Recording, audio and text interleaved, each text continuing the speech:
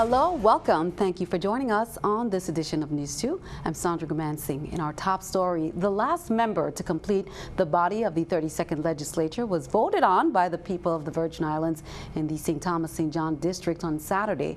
Unofficially, Janelle Saru will be the youngest member of the 32nd legislature. Saru ran her senatorial campaign on topics such as progressive economics, restructuring, athletics, and public safety. Stephanie Brown reports.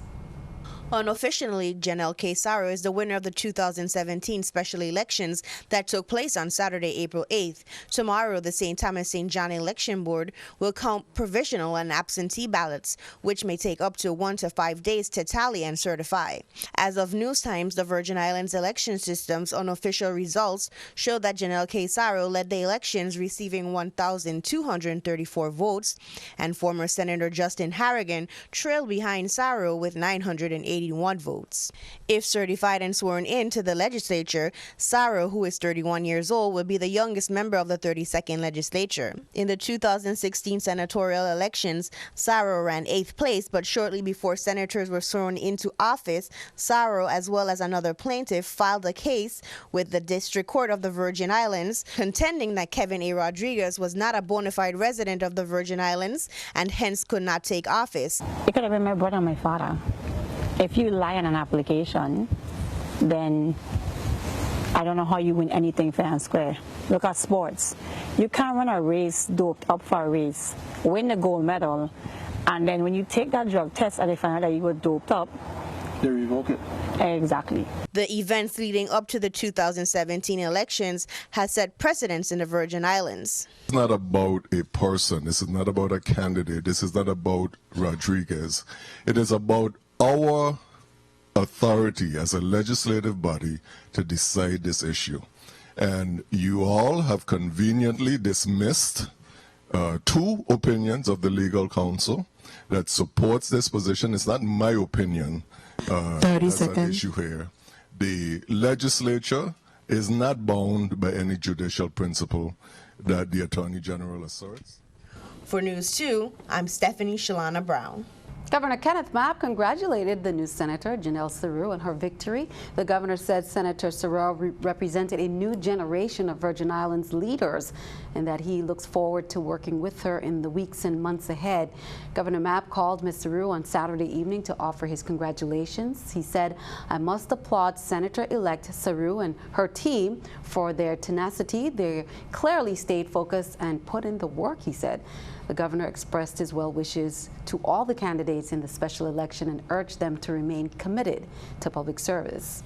The Committee on Health, Hospitals, and Human Services, they heard testimony today regarding bills number 310020 and 310021. Chairman Senator Narida Rivera O'Reilly and other senators heard testimony from Gwendolyn Hall Brady, the director of the Division of Banking and Insurance, informing of the hardships that uninsured Virgin Islanders face, as well as the steps that the Office of the Lieutenant Governor is taking to assist in getting insurance companies to provide to individual residents that may not receive insurance from their employer's coverage.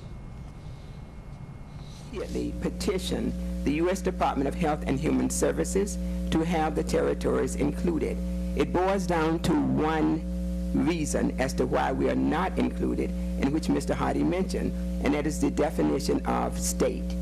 When the Affordable Care Act was drafted, state did not include the territories. It includes the 50 and the District of Columbia, but not the territories. We have had companies interested in offering individual health insurance in the territory. Problem is, they wanted to do it, but with so many stipulations. First being, they want a subsidy that is offered only under the Affordable Care Act and paid for by the federal government. We don't have the Affordable Care Act protection. It is a shame that insurance companies have us a hostage situation, and basically because of money. I mean, that's the bottom line. We are risking the health of thousands of individuals because of their greed. Well, as we shared on Friday, Marvin Pickering, who's the director of the Virgin Islands Bureau of Internal Revenue, announced the following items, you'll see there shortly, imported into the territory will be subject to the new excise tax rates. The tax was approved by the legislature and signed into law by Governor Mapp in an effort to add money to government coffers.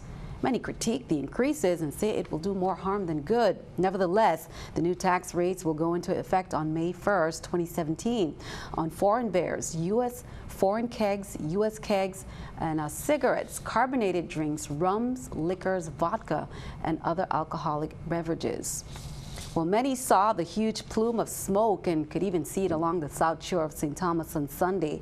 A 46-foot fishing boat from Puerto Rico caught fire and sank off Palongo Beach, St. Thomas Sunday morning. The fire broke out before 11 a.m.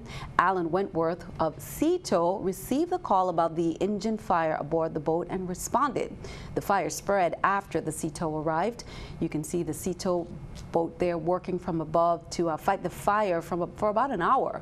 The boat sank in about 65-foot deep water. 7 people were on board, including an infant. All were reported safe. They boarded a tender and returned to Puerto Rico. A third man accused of participating in the scheme to defraud the government has been sentenced. Edward McKenzie, 61, pleaded guilty to taking part in the scheme that occurred between January 18, 2012 and June 26, 2013, in which the Office of the Lieutenant Governor initiated a series of real property auctions. McKenzie faced 4 charges: conspiracy, obtaining money by false pretense, conversion of government property, and criminally influenced and corrupt organizations conspiracy. McKenzie accepted the terms of a plea bargain. He pleaded guilty to the single charge of compounding a crime and was sentenced to a suspended jail term of 90 days, supervised 1-year probation, and 100 hours of community service. Christopher Butler, 30, of Twinsburg, Ohio, was sentenced to 110 months in prison, followed by 5 years of supervised release for possession of cocaine with intent to distribute. District Court Judge Curtis Gomez also ordered Butler to pay $100 special assessment and perform 400 hours of community service. On January 23, 2017, Butler pleaded guilty to 1 count of possession with intent to distribute not less than 3.5 and not more than 5 kilograms of cocaine in connection with a 13-member drug smuggling ring operated by Nilda Morton of St. Thomas. Morton utilized airline employees and female drug carriers to smuggle cocaine through the Shirley King Airport. Shalika Baxter, 26, of St. Thomas, is being charged with receiving firearms through the mail, as we reported, and here's an update. Judge Miller released Baxter on a $10,000 unsecured bond and set Baxter's preliminary hearing for April 12, 2017. According to the complaint, on April 5, 2017, agents of Homeland Security investigations arrested Baxter in the area of the Sugar State Post Office in St. Thomas after she received a package from her post office box containing 2 firearms. President Donald Trump may now be on board with the idea of regime change in Syria. The U.S. ambassador to the UN now says it will happen. Trump administration officials stopped short of calling it a change in U.S. policy. The deaths of civilians last week in the Syrian town of Khan Shikon, a result of a chemical attack, may have prompted a shift in the president's policy. The U.S. ambassador to the UN now says getting Syrian President Bashar al-Assad out of Syria is a priority. Meanwhile, at least 25 people were killed by an explosion at a Coptic Christian church in northern Egypt. It happened during a service to celebrate Palm Sunday. State television reported this. An additional 60 others were wounded in the blast at St. George. This is video right here from inside the church after the explosion. Palm Sunday is the Sunday before Easter and marks the start of Holy Week for Christians. Keeping our eye on the economy, let's take a look at the New York Stock Exchange with the Stock Market Watch. As we can see, the numbers there, everything up. The Dow 1, NASDAQ 3, S&P 500 up at 1. Coming up on NEWS2, Carnival 2017 is off to a great start. Highlights from the Prince and Princess show. That's coming up next.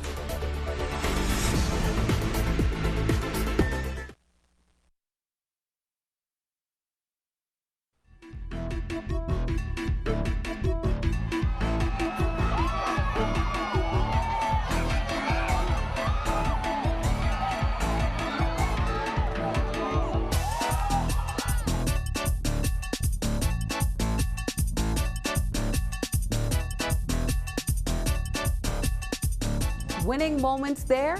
Carnival is off to a great start. This Sunday, it was the Vitamalt Prince and Princess show at the Lionel Roberts Stadium. The young contestants dazzled the audience with their talent, evening wear, and more. Here are the highlights. It was a centennial commemoration for our 65th Carnival celebration. Incorporating the 2017 Carnival theme, these young ladies and young men competed for the Prince and Princess competition. The judged categories included cultural, madras, sportswear, evening wear, and the highly anticipated talent.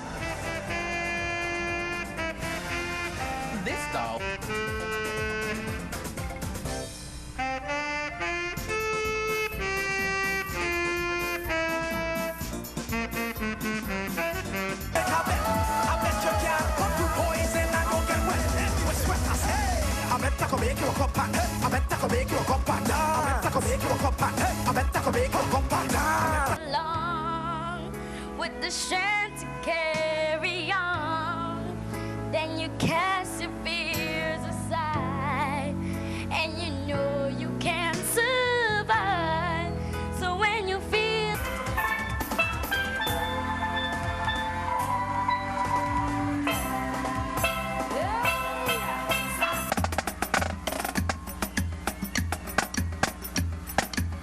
multitude of sass and the same old thing happening, we're going to stop all the killing, all of the shooting, stealing and molesting. We're going to stop that too.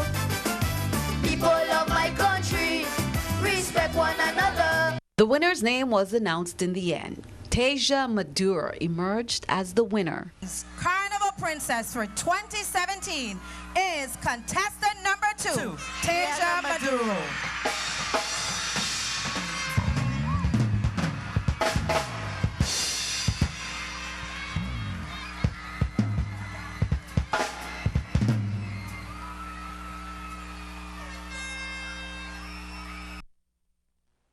Of her supporters were right there in the audience there. And here are the results. Prince and Princess results 2017. Miss Cooperative, contestant number 1, Kiara Lita.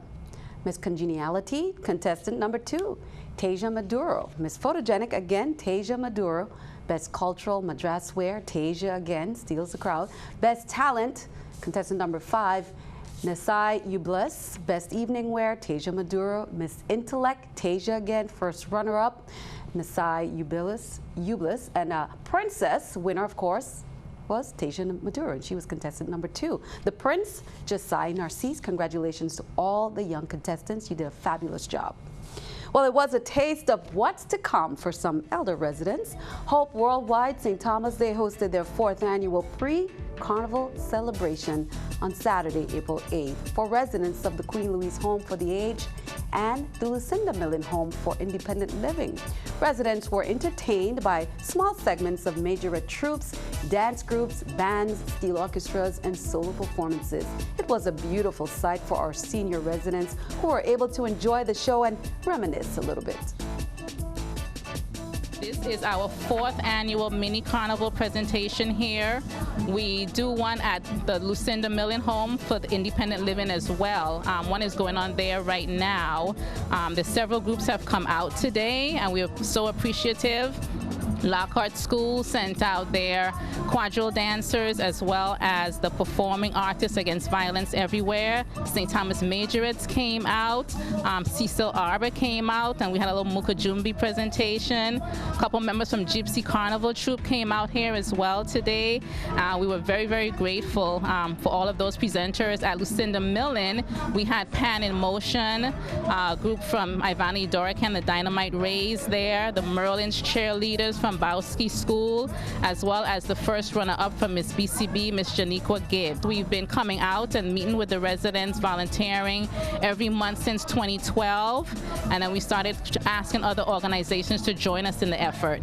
And this is what we're doing, and next year we'll be out here again, early April, so anybody who's willing and able to join us, please do so. Now let's take a look of what's coming up so you can mark it on your carnival calendar. Next weekend, Saturday, April 15th, it's the Queen's Selection Show at the Lionel Roberts Stadium. The very next day, the young ones hit the red carpet for the Toddlers Derby. That starts at 4 p.m. That event also includes the Best Dressed Doll competition and the traditional game. On Monday, April 17th, the Roy Lester Schneider Hospital's lobby area will be transformed for the annual pre-carnival celebration at 6 p.m. Then Tuesday, April 18th, the young ones, the Junior Calypso competition that kicks off at 8 p.m. again at the Lionel Roberts Stadium. Well, many hit the beach this past weekend to swim against the tide. The annual Swim for Breast Cancer. Organizers and participants, they swam, snorkeled, or waded in the water in an attempt to make a big splash at this year's event, the 15th annual event, and raise money for breast cancer. Be sure to tune in. We will have the list of winners as well as highlights, including the medals for the first 50 finishers and awards.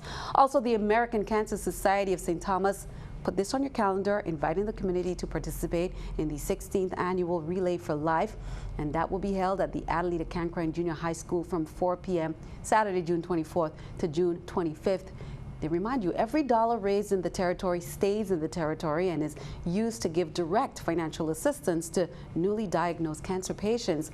Organizations, both private and public, as well as individuals throughout the community, you're asked to get involved in the mission to save lives, celebrate lives, and lead the fight for a world without cancer.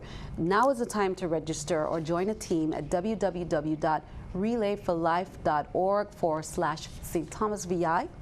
You may also call the office 340-775-5373.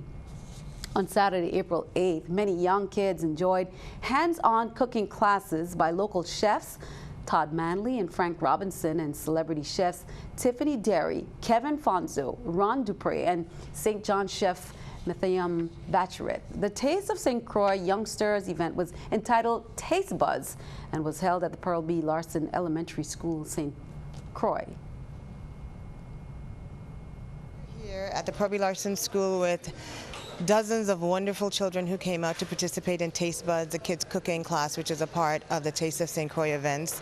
And Innovative is very proud to sponsor for the 6th year this activity, which I think is one of the most popular ones. The kids have a chance to work with our celebrated chefs, local and international, and learn about amazing things that we have in the Caribbean. They learn about wholesome foods, how to prepare them, everything from smoothies to sweet potato fries, and it's just a lot of fun. It's a great family activity. Hey, I'm here with Taste Buds, and I got a chance to cook with 9 to 12-year-olds and just really experience, like, hey, what it's like to have a 9-year-old palate again and eat a quinoa burger, and what do you think about that? And I think that's the most important thing about shaping young folks, because if you introduce them to new things at an early age, then they're more open to trying things. I've got a new passion as far as coming back is teaching the kids of the island cooking healthy, utilizing what's grown locally on St. Croix. You have abundant farmland, incredible farmland. The produce here is next to nothing I've seen in the Virgin Islands.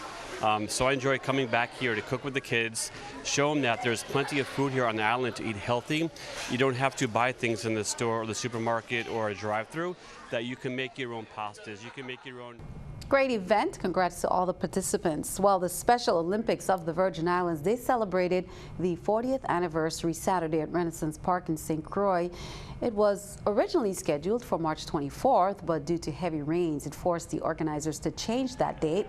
The games officially began with the Olympic torch right there, carried around the park by 4 runners. Amid the cheers from family, friends, volunteers, and their fellow athletes, nearly 70 Special Olympians, they competed in a variety of events. Medals were presented to the athletes throughout the morning. Participation numbers were smaller this year. Organizers want more Olympians to participate in the future.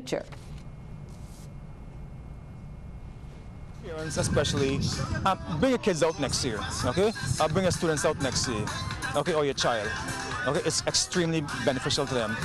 Like we have taken a number of athletes off island over the years to California, to Greece, to Ireland, to Connecticut, to New York, and they have enjoyed themselves. And you see a big difference when those athletes return back to St. Croix. So this is for all of us. Okay, it's about unifying the special athletes along also with our regular athletes. Be sure to stick around. Your News 2 AccuWeather forecast comes your way next.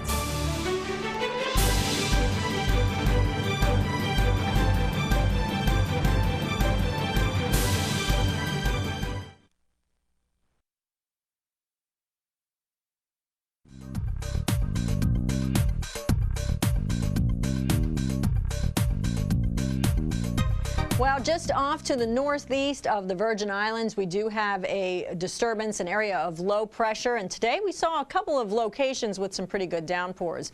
Taking a closer view here, you can see some of the activity. The actual system, the frontal boundary, is actually pushing westward now into Puerto Rico, but we did see a pretty good downpour earlier on around St. Thomas.